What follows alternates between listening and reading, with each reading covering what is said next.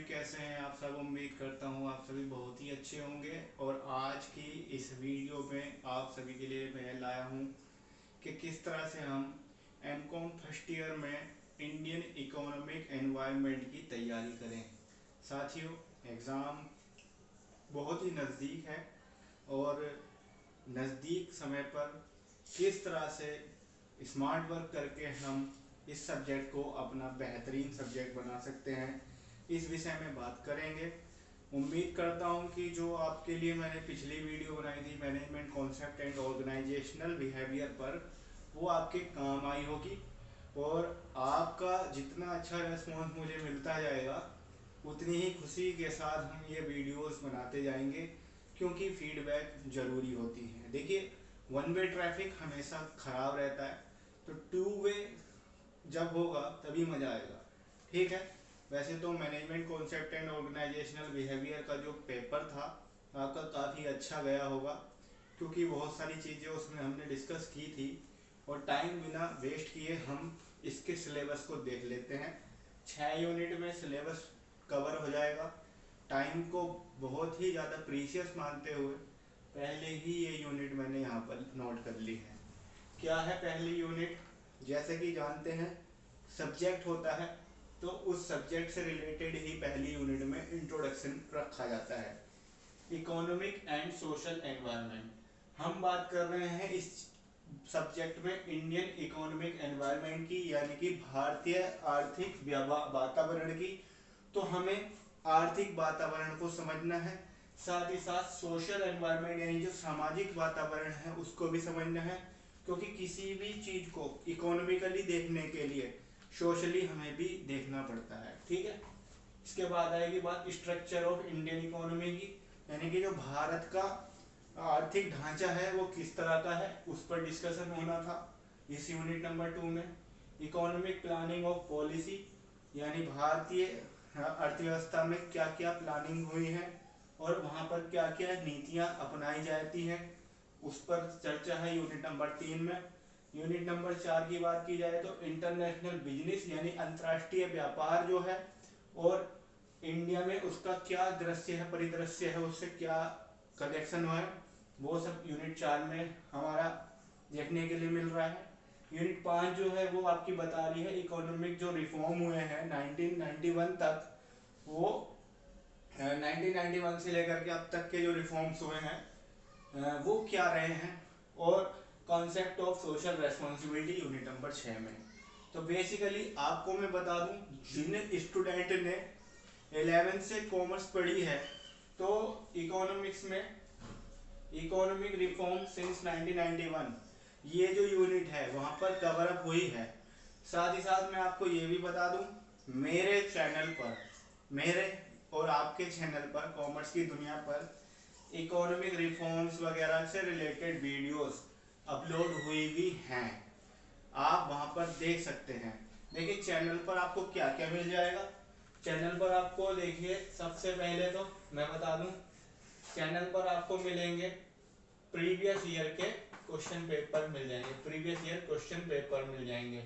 ठीक है, previous year paper जो भी हैं क्वेश्चन पेपर मिल जाएंगे। इसके अलावा इम्पोर्टेंट क्वेश्चंस की भी वीडियो मैंने डाली हुई है सब्जेक्ट वाइज। इम्पोर्टेंट क्वेश्चन कौन कौन से बन सकते हैं, ठीक है।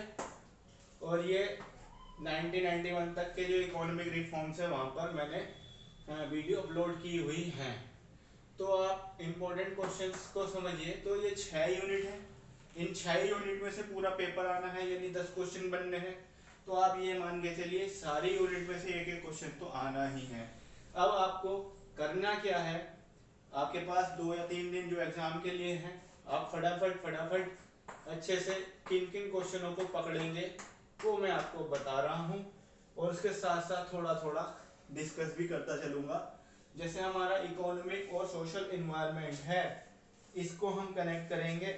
तो भाई जो एनवायरनमेंट होता है, व्यावसायिक वातावरण होता है, वो दो तरह से डिवाइड होता है, एक तो इंटरनल एनवायरनमेंट और एक होता है एक्सटर्नल एनवायरनमेंट।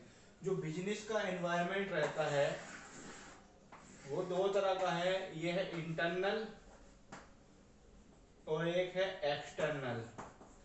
इंटरनल जो एनवायरनमेंट है यानी कि जो आंतरिक इसका वातावरण होता है उसमें कौन कौन से कंपोनेंट शामिल होते हैं और बाह्य वातावरण में कौन कौन से कंपोनेंट शामिल होते हैं, इन पर हमें बात करनी है। तो जो इंटरनल हमारे आंतरिक जो वातावरण होता है वो क्या होता है, एक व्यवसाय के आंतरिक वातावरण पर नियंत्रण रखना आसान होता है तथा वह नियंत्रण योग्य होता है, लेकिन इसमें भी निरंतर बाधाएं और जटिलताएं उत्पन्न होती रहती हैं। ठीक है जी। बात क्या है, बात हम कर रहे थे आंतरिक और बाह्य वातावरण की। तो आंतरिक वातावरण में जो आने वाले कंपोनेंट्स होते हैं वो होते हैं आपके व्यावसायिक लक्ष्य परिलक्ष्य को निर्धारित करने वाले तत्व, व्यावसायिक प्रबंधकीय नीतियां, ठीक है जी, व्यावसायिक संसाधनों की उपलब्धि और कार्यशीलता एवं उपादेयता, व्यावसायिक योजनाओं और व्यूह रचनाएं, ये सब इंटरनली आती हैं। जबकि हम बात करें एक्सटर्नल की, एक्सटर्नल में क्या क्या आ जाता है, देखिए भाई एक्सटर्नल में जो आपके कंपोनेंट आते हैं, जो बाह्य वातावरण होता है उसमें आपके फिजिकल एनवायरनमेंट शामिल होता है, डेमोग्राफिक एनवायरनमेंट उसमें शामिल होता है, सोशल एनवायरनमेंट भी इसमें शामिल होता है, ठीक है, टेक्नोलॉजिकल एनवायरनमेंट भी इसमें शामिल होता है, लीगल एनवायरनमेंट भी इसमें शामिल होता है, पॉलिटिकल एनवायरनमेंट भी इसमें शामिल होता है और कल्चरल एनवायरनमेंट भी शामिल होता है, एथिकल एनवायरनमेंट शामिल होता है, इंटरनेशनल एनवायरनमेंट भी शामिल होता है।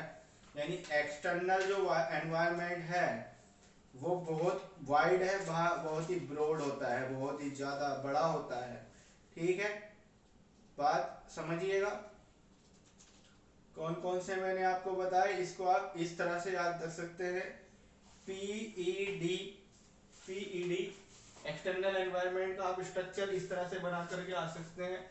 कैसे भाई, देखिए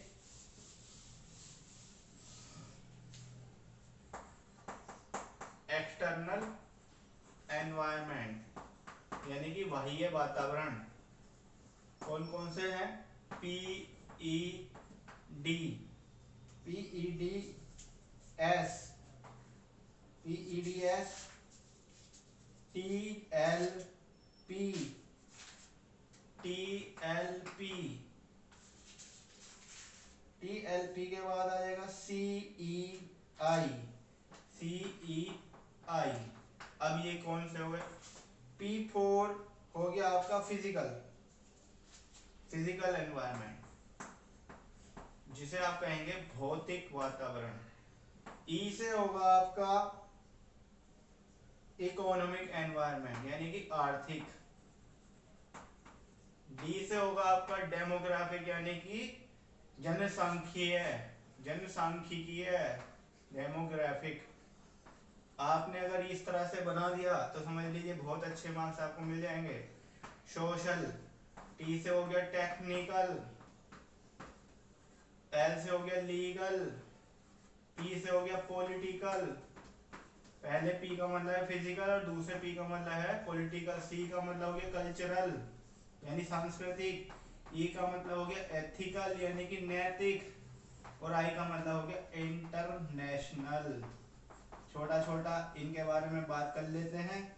जो फिजिकल एनवायरनमेंट होता है इसमें प्राकृतिक संसाधन, स्थान आकृति, जलवायु और पर्यावरण, इन सब चीजों को ध्यान में रखा जाता है यानी कि उसकी फिजिकल अपीयरेंस को ध्यान में रखा जाता है। व्यवसाय का भौतिक वातावरण न केवल व्यवसाय की संरचना को प्रभावित करता है बल्कि उसके भावी विकास को भी निर्धारित करता है, जिसमें प्राकृतिक संसाधन, स्थानाकृति, जलवायु, पर्यावरण ये सब चीजें शामिल होती हैं। अगर हम बात करें इसमें अपीयरेंस कि भाई क्या रिसोर्सेज हैं, नेचुरल रिसोर्सेज। फिजिकल का मतलब नेचुरल से हो गया आपका। इकोनॉमिक, आर्थिक के बारे में बात करें, प्रत्येक प्रकार के व्यवसाय के लिए आर्थिक वातावरण की आवश्यकता होती है जिसमें आप कैपिटल, मशीन यानी यदि पूंजी वगैरह इस सब का काम होगा, बिना उसके व्यापार कैसे चलेगा। बिल्डिंग चाहिए। डेमोग्राफिक मतलब जनसांख्यिकी है। व्यवसाय के लिए जनसंख्या का अधिक महत्व है। व्यवसायिक क्रियाओं द्वारा जनित सेवाएं तथा उत्पाद मनुष्य के लिए ही लक्षित किए जाते हैं, यानी कि पब्लिक। जब तक जनसंख्या नहीं होगी, हम किसके लिए कर रहे हैं काम, पब्लिक के लिए। सोशल यानी कि सामाजिक।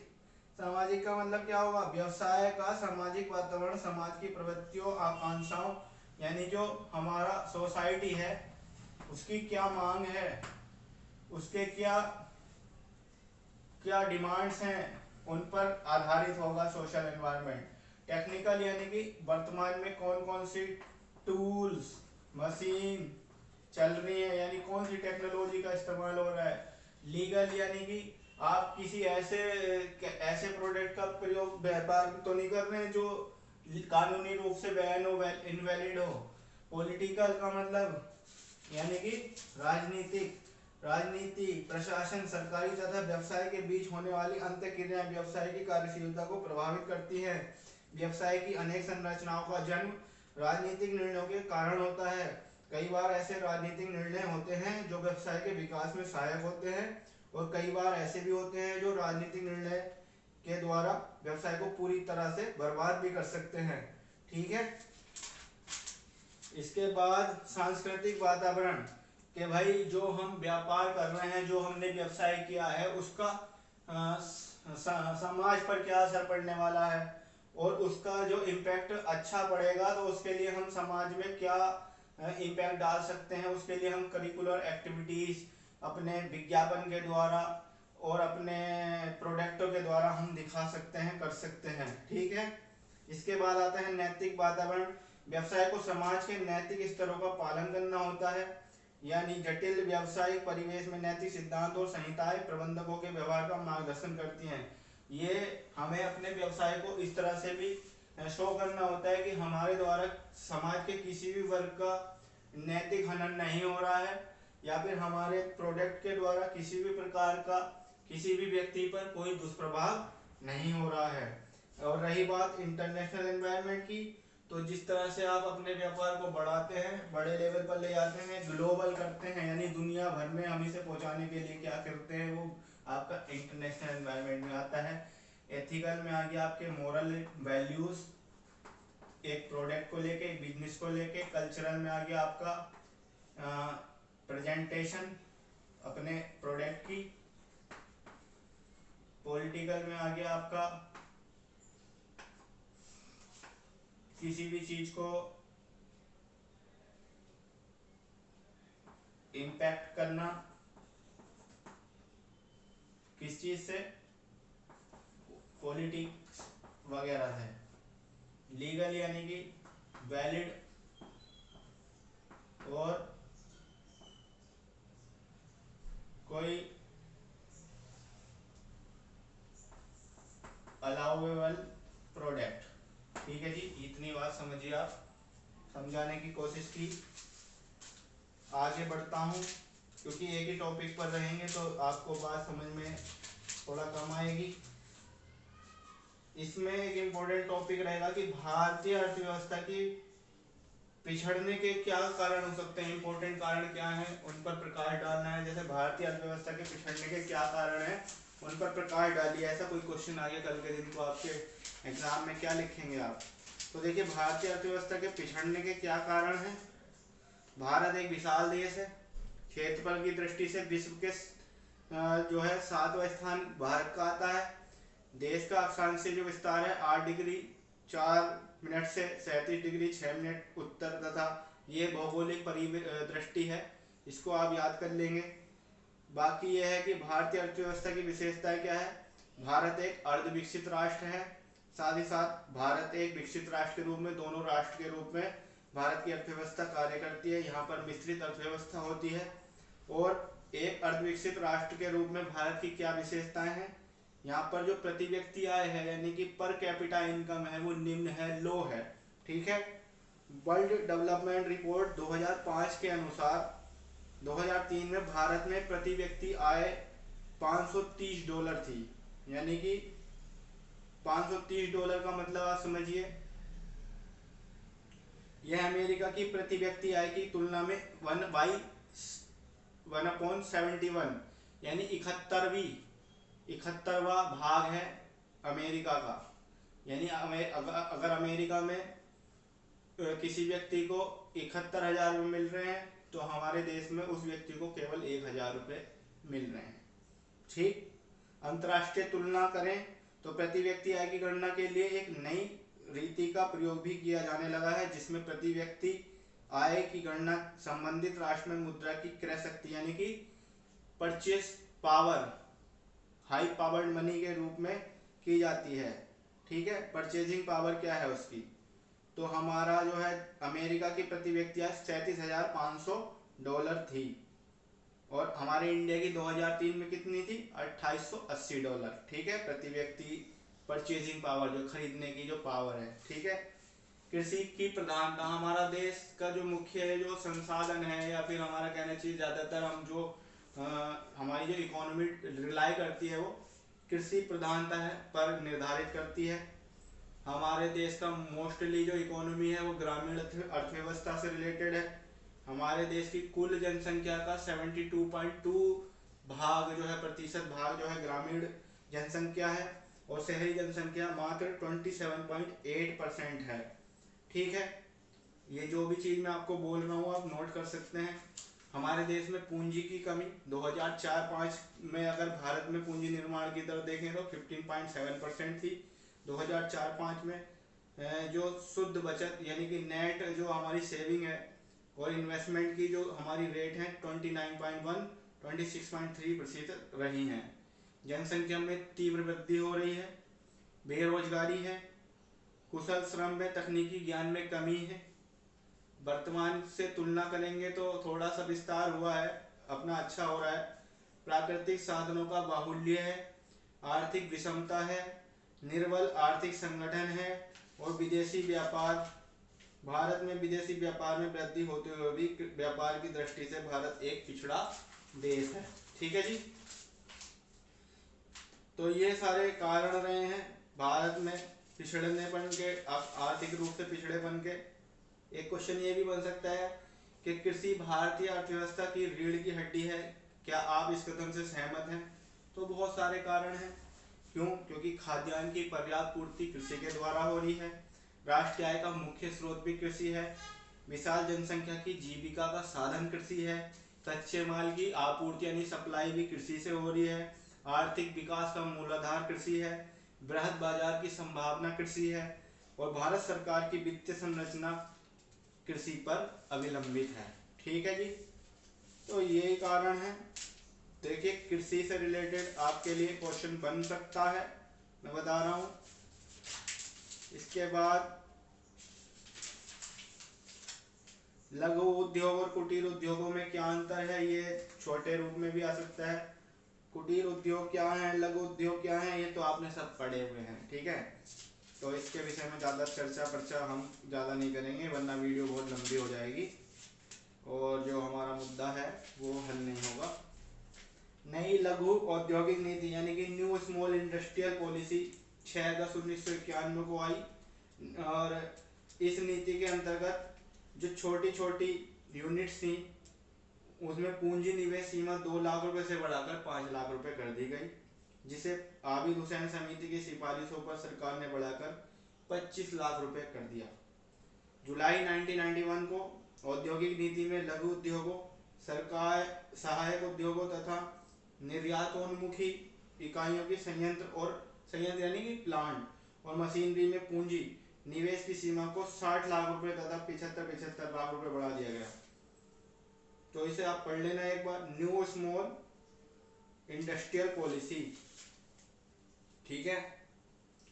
एक है इसमें आपका नई औद्योगिक नीति यानी कि न्यू इंडस्ट्रियल पॉलिसी कौन सी है, 1991 न्यू इंडस्ट्रियल पॉलिसी क्या है। देखिए भारत में 1956 की औद्योगिक नीति लागू थी जिसके अंतर्गत 1997, 1977, 1980 और 1990 में कुछ स्पष्टीकरण किए गए, परंतु कांग्रेस सरकार ने केंद्र में सत्ता में आने पर 24 जुलाई 1991 को बिल्कुल नवीन औद्योगिक नीति की, संसद में घोषणा की। ठीक है, वहां पर क्या है, न्यू इंडस्ट्रियल पॉलिसी आई 1991 में। कौन सी सरकार थी? कांग्रेस की सरकार थी। और इस नीति का जो प्रमुख बातें क्या थी? लाइसेंस व्यवस्था इसमें समाप्त की गई। 18 प्रमुख उद्योगों को छोड़कर सभी के लिए लाइसेंस की व्यवस्था समाप्त कर दी गई, चाहे उनमें कितने ही पूंजी क्यों न लगाई गई हो। ठीक है, और 14 अप्रैल 1993 से मोटर कार, खाले, चमड़ा, रेफ्रिजरेटर उद्योगों के लिए लाइसेंस प्रणाली से मुक्त कर दिया गया इन्हें। अब केवल 15 उद्योगों के लिए ही लाइसेंस प्रणाली लागू रही। ठीक है, एफडीआई, फिक्स्ड विदेशी विनियोग यानी कि फॉरेन इन्वेस्टमेंट, तो फेरा कंपनियों के विदेशी पूंजी अनुपात अब 40% के स्थान पर 51 यानी 51% तक विदेशी कंपनियां इन्वेस्ट कर सकती थी।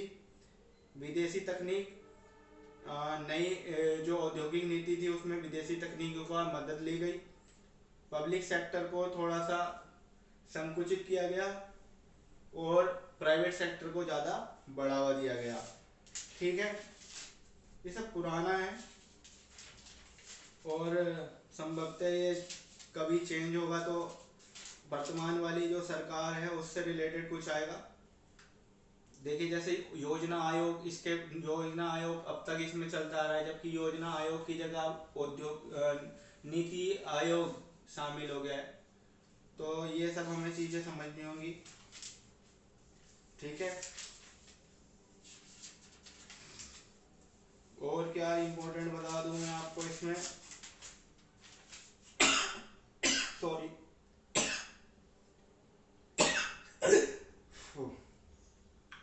गर्मी बहुत है भाई। भारत में आर्थिक नियोजन की उपलब्धियां और विफलताओं का आलोचनात्मक वर्णन कीजिए। तो भारत में आर्थिक नियोजन की जो उपलब्धियां हैं क्या है? सबसे पहली उपलब्धि है राष्ट्रीय एवं प्रति व्यक्ति आय में वृद्धि हुई है। ठीक, बचत एवं विनियोग दरों में वृद्धि हुई है। कृषि क्षेत्र में विकास हुआ है। औद्योगिक क्षेत्र में प्रगति हुई है। सार्वजनिक क्षेत्र का विस्तार हुआ है। विद्युत उत्पादन में वृद्धि हुई है। परिवहन एवं संचार साधनों के क्षेत्रों में भी प्रगति हुई है। शिक्षा का प्रचार हुआ है। आयात एवं निर्यात में वृद्धि हुई है। बैंकिंग क्षेत्र में उन्नति हुई है। स्वास्थ्य एवं समाज में जो वृद्धि देखने को मिली है। और इसकी असफलताएं, कुछ विद्वानों का कहना है कि नियोजन असफल रहा। कब आर्थिक नियोजन असफल रहा? कारण प्रति व्यक्ति आय में धीमी प्रगति हुई। क्षेत्रीय असंतुलन हो गया, यानी कि ग्रामीण और शहरी क्षेत्रों में असंतुलन हुआ है। शहर में बहुत ज्यादा विकास, गांव में बहुत कम विकास देखने के लिए मिला। मूल्य वृद्धि हुई। बेरोजगारी में वृद्धि हो गई। आय एवं धन की असमानता में वृद्धि हो गई। सार्वजनिक उद्योग की असफलताएं हुई हैं। विदेशी सहायता पर निर्भरता हो गई है। लक्ष्य प्राप्ति में असफलता हुई है और दोषपूर्ण नियंत्रण नीति लागू हुई। ये ऐसा माना गया। भाई आगे बढ़ते हैं और आपके लिए कुछ और इम्पोर्टेंट बता दूं।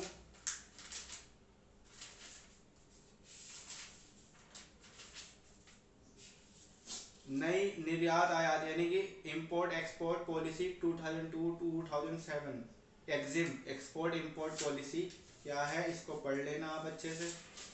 देखिए सब कुछ तो पॉसिबल नहीं है। भुगतान संतुलन यानी कि बैलेंस ऑफ पेमेंट क्या होता है, ये बहुत ही इंपॉर्टेंट क्वेश्चन है, नोट कर लीजिए, आ जाएगा एग्जाम में। बैलेंस ऑफ पेमेंट, भुगतान संतुलन का मतलब क्या है? यूँ तो भुगतान संतुलन शब्द का प्रयोग अर्थशास्त्री भिन्न भिन्न अर्थों में करते हैं, परंतु सबसे अधिक मान्यता प्राप्त एवं प्रचलित अर्थ है विदेशी विनिमय की संपूर्ण मांग संबंधी परिस्थिति से।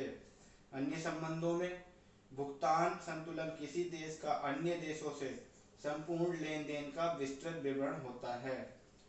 ठीक है जी।